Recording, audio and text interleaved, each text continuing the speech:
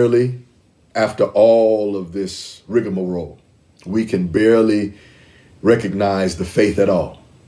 Anybody know what I'm talking about? Somebody in the balcony say amen. Amen. So much so that you'd think the Christ was lying when he told his disciples that my sheep recognize my voice and that a stranger they will not follow. Seems as though these days all that's being followed is strangers. The rules.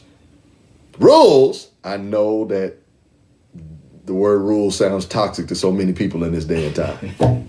Yeah, I said rules, along with tenets and orthodox definition and understanding of what it means to be elect of our Most High and Almighty Father, was never meant, beloved, to be exclusionary to anyone. So don't think that that's what I'm teaching this morning.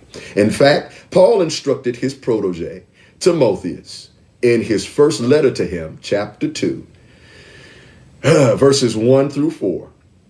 And here we're going to reference the New International Version of the English translation.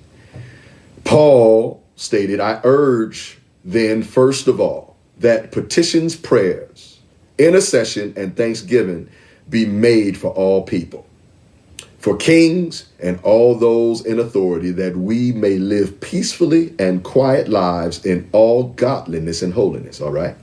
This is good and pleases God our Father, Paul wrote, who wants all people to be saved and to come to a knowledge of the truth. Now, isn't that something? Wow. So clearly, it was never the Father's intent to create a permanent, exclusionary, protected class of people aside from the rest of mankind. That's not the intent of the will of the Father. However, most folks have been deceived out of the knowledge of what is required and a clear and concise understanding of how to qualify to be his elect.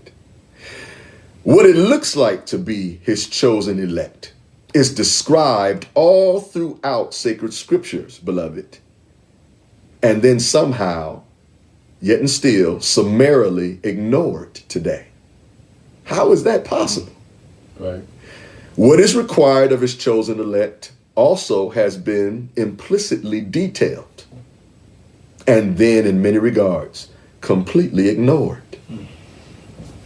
For example, many folks do not realize that once an individual achieves, quote unquote, elected status, according to the Christ himself, a clock of obedience and compliance is ticking. And if the Most High's timetable is not understood, is not respected and realized, the very individuals that the Most High himself has elected can, listen, and will perish right along with everyone else.